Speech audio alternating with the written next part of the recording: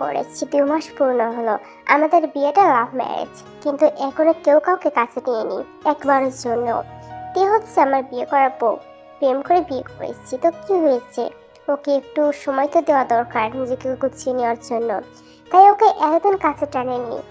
না, আজ ওকে কাছে টানবো, নিজের সমস্ত আজ ওকে বিলিয়ে দিব। রাতের বেলাতে আমায় কাছে শুয়ে আছে। এই একটু তোমার জড়িয়ে ধরি। ধরো না, মানা করেছে কে?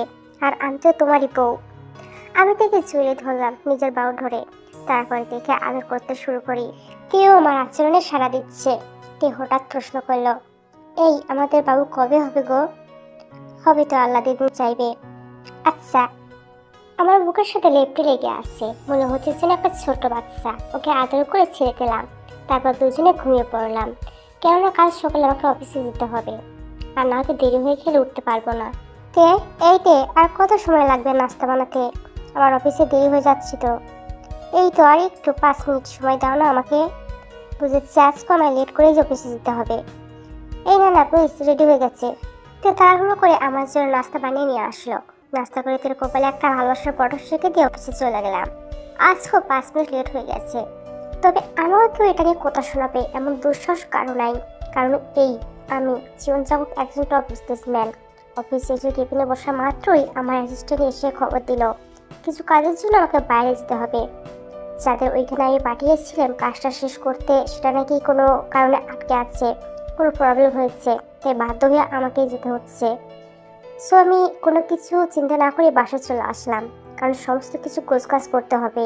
বাসায় আসার পর কেমন জোরে একটা অপরিচিত স্মেল নাকে আসলো। এমন স্মেল এর আগে কখনো পাইনি।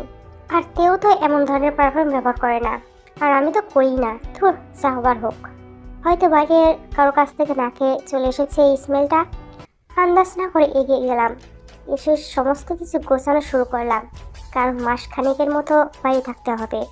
এসে বাসায় ছিলাম সারাদিন। তের সাথে সারাদিন খুনসুটি করে সময় কেটে গেল।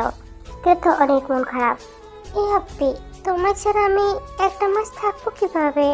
আমার তো তোমাকে ছাড়া কিছুই ভালো লাগে না। করেছে না তুমি আমার? এমন মন খারাপ করে না স্যার। অল্প কয়টা দিন তো, এই তো, তারপর চলে আসবো। আর সব সময় তো তোমার সাথে কথা বলবোই। এত মন খারাপ করে না কলিসা। এই পাগলি, দেখি এদিকে আসো। দেখে নিজের কাছে টেনে নিয়ে আদর করতে শুরু করলাম। এ তো বারবারের মতোই আমার আচরণে সাড়া দিচ্ছে। এই লাইটটা অফ করে দাও না, আমার না খুব শরম লাগছে আপনি। এই পাগল, শরম কিসের? তুমি তো আমারই, তাই না? বরের সামনে মানুষ এভাবে শরম পায়? তাও দাও না প্লিজ আপনি। না থাক, সমস্যা নেই। দেখে আদর করে ব্যস্ত হয়ে পড়লাম। আদর করতেছি, কিন্তু হঠাৎ তের শরীরে একটা অঙ্গে নজর পড়লো। নাভির 2 দিক 3 আঙুল নিচ বরাবর একটা কালো দাগ। এই তে, এটা কিসের দাগ গো তোমার নাভির নিচে? তে থতমত খেয়ে গেল। আরে এটা জন্মসূত্র থেকেই দাগ, বুঝছো? ও। তারপরে আবার আদর করে মগ্ন হয়ে গেলাম, কারণ কাল চলে যাবো 1 মাসের জন্য। আজ মন ভরে আদর করি নেই। প্রথম দিনই গিয়ে একটা প্রজেক্ট ক্লিয়ার করলাম। একটা হোটেলে উঠেছি। রাতের বেলা ফ্রেশ হয়ে খেয়ে দিয়ে তেকে ফোন দিলাম। তের সাথে কথা বলছি, রাতে একটা পুরুষের আওয়াজ কানে আসলো। বাসায় কে আসছে গো তে পাখি? কই, কেউ না তো হ্যাপি। তাহলে আমি কার গলার আওয়াজ শুনলাম গো? আমি তো জানি না, পাশে টিভি চলছে, টিভির আওয়াজ শুনছো হয়তো। আর কথা বাড়ালাম না। আচ্ছা, কেঁদে ঘুমিয়ে পড়ো। তুমি ঘুমিয়ে পড়ো হ্যাপি। কথা বলে ফোনটা রেখে দিলাম, কিন্তু কেন জানি মনের মধ্যে খটকা লাগছে। না, আমি স্পষ্ট শুনেছি এটা কোনো পুরুষের আওয়াজ ছিল। আমি এতটা বোকা না যে কোনটা টিভির আওয়াজ আর কোনটা মানুষের গলা আওয়াজ চিনতে পারবো না। তার মানে কি দিয়ে আমাকে ঠকাচ্ছে? আর এত রাতে আমার বাসায় পুরুষের গলার আওয়াজই বা কেন আসছে? তাও আবার একা বাড়িতে। ছি, কি ভাবছি আমি? আমার এমন না, সে অনেক অনেক ভালোবাসে আমাকে। তারপর ঘুমিয়ে গেলাম। এভাবে দিন কাটতে লাগলো। আর সমস্ত প্রবলেম সলভ করে সমস্ত কিছু গুছিয়ে নিয়ে বাড়ি আসছি। বসে বসে মনে মনে ভাবছি, ইস, আজ কতদিন পর বউটাকে দেখবো। গিয়ে বউটাকে অনেকগুলো আদর করবো, একদম ইচ্ছে মতো আদর করবো। বাসায় পৌঁছে কলিং বেল চাপ দিতেই তে এসে দরজা খুলে দিল। তে আমাকে দেখতে পেয়ে হামাও করে কান্না করতে জড়িয়ে ধরে। কিন্তু আমার কেন জানি মনে হচ্ছে তার শরীর থেকে আমি সেই দিনের অপরিচয় স্মেলটা পাচ্ছি। তার মানে কি আমি যা ভেবেছিলাম সেটাই সত্যি? না, এটা হতে পারে না। আমার চানটা কি এমন না? তারপর লাগেজটা রেখে ফ্রেশ হয়ে নিলাম। রাতের বেলায় দুজনে খাবার খেয়ে শুয়ে আসছি। আজ কেমন যেন একদম অন্যরকম লাগছে দেখে দেখতে। কেন জানি মনে হচ্ছে এটা আমার তে না, আমার আগের তে। আর এর মধ্যে অনেকটা তফাৎ লক্ষ্য করলাম। এই মিষ্টি পাখি, আমি জড়িয়ে ধরবা না? কয়দিন ধরে বুকটা তোমায় জড়িয়ে ধরবার জন্য কাতর হয়ে আছে। আমার জড়িয়ে ধরো হাপ্পি। বোবাইকে জড়িয়ে ধরায় শরীরটাই যেন প্রাণ ফিরে পেয়েছে। ওকে আদর করতে শুরু করলাম। তেও রেসপন্স করছে আমার সাথে সাথে। কিন্তু হঠাৎ লক্ষ্য করলাম তের নাভির নিচে সে দাগটা আর নাই, কিন্তু ঘাড়ের এক পাশে নখের আঁচড়, যার দরুন ঘাড়টা ফুলে আছে। সারাদিন চুলতে ঘাড়টা ঢাকা ছিল, তাই নজরটা যায় নাই। কিন্তু এখন আদর করার সময় সেটা চোখ এড়ালো না। আঁচড়গুলো মানুষের নখে, সেটা স্পষ্ট বোঝা যাচ্ছে। আর এই জায়গায় আঁচড়, তার মানে তের অন্য পুরুষের সাথে। নিজেরও ভাবতে ঘৃণা লাগছে, কিন্তু আমার ভাবনা যে কতটা সত্য সেটা আমার জানা নাই। তবে ঘাড়ের মধ্যে আঁচড় কিভাবে আসলো? আর সে তো নিজে নিজে ঘাড়ে এমন ধরে আঁচড় দেবে না। আমার ধারণা যে সত্যি হয় না, আর ভাবতে পারছি না। দেখে ছেড়ে উঠে বসে পড়লাম। কি হলো হাপ্পি, উঠে বসে গেলেছে? আদর করবা না? আসলে শরীরটা খারাপ লাগছে, তাই আজ আর আদর করবো না, এখন একটু ঘুমাবো। এই কই যা হাপ্পি, তোমার কি হয়েছে? শরীর খারাপ? সামকের গলায় আর কপালে হাত দিয়ে। না, ঠিক আছি। আচ্ছা তে, একটা কথা জিজ্ঞাসা করলে তার সঠিক উত্তর দিবা তো তুমি? হ্যাঁ বলো হাপ্পি। কেন দিব না? তোমার নাভির নিচে যে দাগটা ছিল, ওইটা এখন কোথায় গেছে গো? তে রীতিমতো খাবারে চাই, কি বলবে ভেবে পাচ্ছে না। কি হলো, কথা বলছো না যে? নাভির নিচে দাগটা কোথায়? আসলে আমি একটা মলম ইউজ করেছিলাম, তাই সেই দাগটা চলে গেছে। তুমি না বলেছিলে দাগটা তোমার জন্মগত, তাহলে মলম ইউজ করে চলে গেল কি করে? আমি কি করে বলবো বলো? নেটে দেখেছিলাম, তাই অর্ডার করেছি মলমটা। আর সেটা ব্যবহার করার পর দাগটা চলে গেছে। আচ্ছা, দাগটা না হয় মলম ইউজ করার ফলে চলে গেছে, কিন্তু ঘাড়ের নিচে যে নখের দেখা যাচ্ছে সেগুলো কোথা থেকে এলো? এই কি বলছো তুমি? কোথায় কোথায় দাগ ঘাড়ের নিচে? চুলকে ঢেকে ফেললো। তুমি ঢাকলে তো সেটা লুকাই তো থাকবে নাতে, কারণ সেটা আমি একবার দেখে ফেলেছি। সত্যি করে বলো, নখের আঁচড়গুলো কোথায় থেকে এলো? আমি জানি না কোথা থেকে এসেছে। জানো না বললে তার হলো না।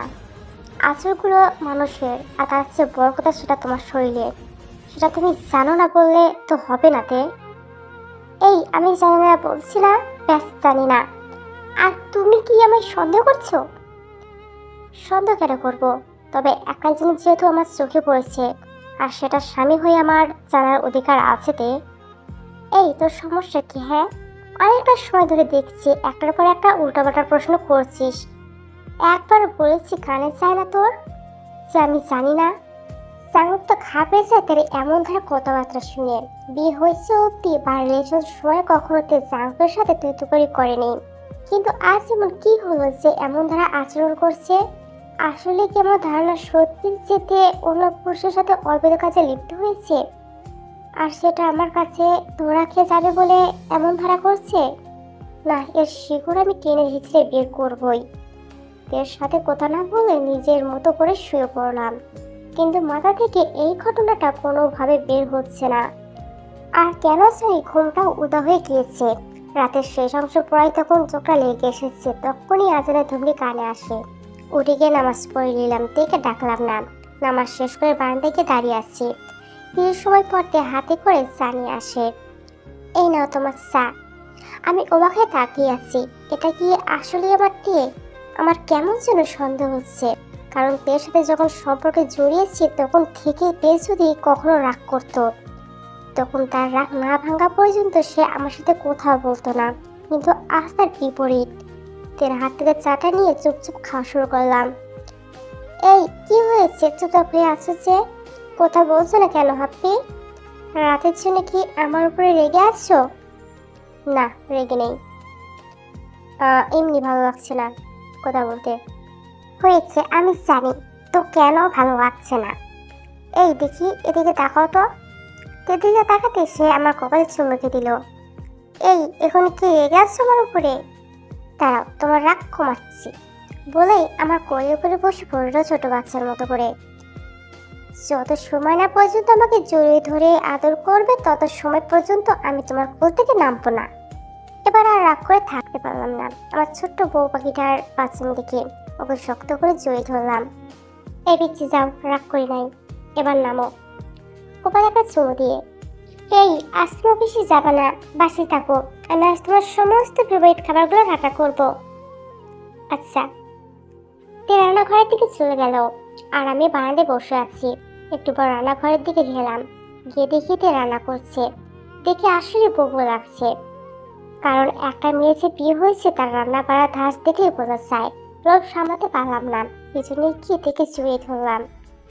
এই এই হচ্ছেটা কি? হ্যাঁ, কি হচ্ছে তা তো দেখতে পাচ্ছ যে বউকে আদর করছি। সারাদিন আদর করার পরেও মন ভরে না যে এখন রান্নাঘরে চলে এসেছো। এখানে কি শান্তি দিবে না তুমি? এইভাবে বলছো কেন তে?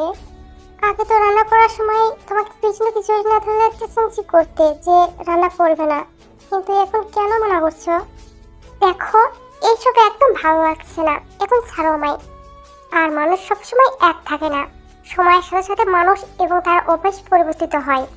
কি আর করার, আমি থেকে ছেড়ে দিয়ে মন খারাপ করে এসে রুমে বসে আছি আর ভাবতে থাকি যে তের বাচ্চা দেখে যে দেখে আমি ভালোবেসেছি, কিন্তু তার মধ্যে আজ কোনো বাচ্চা ছিটাফোটাও নাই, বরং কাজে কর্মে নতুন একটা রূপ প্রেজেন্ট করেছে তে সামনে আমার। পরের দিন অফিসে কেউ ছিল, মন টিকাতে পারছিলাম না, কেমন যেন অস্থির অস্থির লাগছিল। সবকিছু ফেলে বিকালবেলা অফিস শেষ করে একটু আগেই বেরিয়ে গেলাম। বাসার সামনে এসে গিয়েছি প্রায় এমন সময় হঠাৎ একটা ব্ল্যাক কালারের কার দেখতে পেলাম বাসার সামনে পার্ক করা। আমি আমার গাড়িটা পার্ক করে কারটা দিকে এগিয়ে যাব, ঠিক সেই মুহূর্তে গাড়িটা ছেড়ে চলে গেল। আরে, কে এসেছিল আমার বাসায় এই অসময়ে? বাসায় থেকে ডাক দিলাম, এই তে বাসায় কে এসেছিল? তে আমাকে দেখে ঘাবড়ে গেছে, ভূতের মতো করে চমকে উঠলো আমাকে দেখে। তুমি তুমি কখন এলে? এই তো মাত্র। আর কে এসেছিল গো বাসায়? কই, কেউ না তো, কে আসবে? হঠাৎ সেই ইসমাইলটা আবার নাকে আসলো। আজ আমি আমার সমস্ত কথার উত্তর পেয়ে গেছি। তে আমাকে ধোকা দিচ্ছে। থেকে কিছু না বলে অসময়ে চলে গেলাম ফ্রেশ হতে। আল্লাহ, কিছু কি দেখে ফেললো না তো? বিশ্বাস করে থাকো, আমি তোমায় ধোকা দিচ্ছি না, বিশ্বাস করো। এদিকে জাঙ্কুকে চোখ দিয়ে ঝরঝর করে পানি ঝরে পড়ছে। কেন কেন এমন ছলনা করলে তে? তুমি আমার সাথে ভালোই তো এসেছিলাম, তাও অন্য পুরুষের সাথে। কান্নাকাটি করে নিজেকে গুছিয়ে নিয়ে অশ্রম থেকে বের হলো জাঙ্কুক। না থেকে কিছুতেই বুঝতে দেওয়া যাবে না। এই নাও তোমার চা। আমি চা খাবো না, তুমি খেয়ে নাও। সে কি, তোমার জন্য চা করে আনলাম, তুমি না খেয়ে আমার খেতে বলছো? আমার খেতে ভালো লাগছে না, বললাম না। এত কথা বাড়াবাড়ি করছো কেন? তো চাটা নিয়ে চুপচাপ চলে গেল। না, তোমায় মুক্ত করে দিব। ভালোবাসার পরিধান তুমি এভাবে দিলে তো সমস্যা নেই। কি হয়েছে মানুষটা কাল থেকে এমন অদ্ভুত আচরণ কেন করছে? জাঙ্কুক অফিসে বসে কাজ করছে, হঠাৎ একটা ফোন আসে। ফোনটা রিসিভ করতেই ওভারপাস থেকে স্যার গাড়িটা এসেছে, আর গাড়ি থেকে একটা লোক নেমে আপনার বাসার দিকেই গেছে। ওকে, ঠিক আছে, আমি এখন আসছি। জাঙ্কুক তাড়াতাড়ি করে অফিস থেকে বের হয়ে নিজের গাড়িটা স্টার্ট দিয়ে বাসার দিকে রওনা দেয়। বাসায় পৌঁছে দেখে কালকে সেই গাড়িটা আজও বাসার সামনেই রাখা। জাঙ্কুক কলিং বেল বাজাবে এমন সময় দেখে দরজাটা খোলা, তাই কলিং বেল না বাজিয়ে সরাসরি ঘরের মধ্যে প্রবেশ করে। ঘরে ঢুকে যা দেখে তাতে তো জাঙ্কুকের হুঁশ উড়ে যায়। দুজনে একসাথে সবাই বসে আছে, একে অন্যের হাতের উপর হাত রেখে। জাঙ্কুককে দেখতে পেয়ে তো ভূত দেখার মতো করে চমকে ওঠে আর সাথে সাথে ছেলেটার হাত ছেড়ে দেয়। জাঙ্কুকের তো রাগে সারা শরীর ফেটে যাচ্ছে। জাঙ্কুক কি করবে কিছু ভেবে পাচ্ছে না। তে চুপ করে মাটির দিকে চেয়ে আছে। ছেলেটাও কি করবে দ্বিধাদ্বন্দ্বে পড়ে যায়। ছেলেটাও চুপচাপ দাঁড়িয়ে আছে। জাঙ্কুক তের কাছে গিয়ে তের গালে কষে কয়েকটা থাপ্পড় লাগিয়ে দেয়। তে থাপ্পড় ডাল সামলাতে না পেরে মাটিতে পড়ে যায়। জাঙ্কুক থেকে মারি থেকে তুলে আরো কয়েকটা মারতে যাবে, ঠিক সেই সময় ছেলেটা জাঙ্কুকের হাত ধরে ফেলে। এই, আপনি তাকে মারছেন কেন? জাঙ্কুকের তো এবার মনে হচ্ছে শরীরে কেউ কেরোসিন ঢেলে দিয়ে আগুন ধরিয়ে দিয়েছে। এই ছেলে, হাত ছাড় বলছি। প্লিজ আপনি একবার আমার কথাটা শুনেন। এই কুত্তার বাচ্চা, তোকে হাত ছাড়তে বলছি না। বলেই ছেলেটা তলপেট বরাবর শরীরের সমস্ত শক্তিতে লাথি মারে। জানোয়ারের বাচ্চা, কত বড় সাহস তুই আমার হাত ধরিস! জাঙ্কুক দৌড়ে নিজের রুমে চলে যায়, আর রুমের মধ্যে হুইল চেয়ারের একটা রোলার ছিল, সেটা নিয়ে এসে ছেলেটাকে এলোপাতাড়ি মারতে শুরু করে। ছেলেটা মার খাওয়ার পরে নাক মুখ দিয়ে ব্লাড পড়তে শুরু করে। জাঙ্কুক তাও ক্ষমা করে দিচ্ছে না, ছেলেটাকে ইচ্ছে তোরকে মারছে। তে তখন দৌড়ে এসে জাঙ্কুকের পায়ে পড়ে যায়। প্লিজ জাঙ্কুক, সুগাকে মেরো না, দরকার হয় ওর বদলে আমাকে মেরে ফেলো। প্লিজ ওকে মেরো না, ওকে মেরো না, মরে যাবে ও। ওর কোনো দোষ নেই, ছেলেটা আমাকে পাগলের মতো ভালোবাসে। জাঙ্কুক তোকে কতটা ভালোবাসে তা আজ থেকে ছাড়বো। কেন? আমরা তো তোকে ভালোবাসতাম, তাও কেন কেন তুই আমার সাথে প্রতারণা করলি? জাঙ্কুক আবার মারতে শুরু করে সুগাকে, আর সহ্য করতে না পারে জ্ঞান হারিয়ে ফেলে সুগা। জাঙ্কুক লক্ষ্য করে সুগা আর রেসপন্স করছে না, তাই ওকে নিয়ে ঘরের বাইরে ফেলে রেখে চলে আসে। আর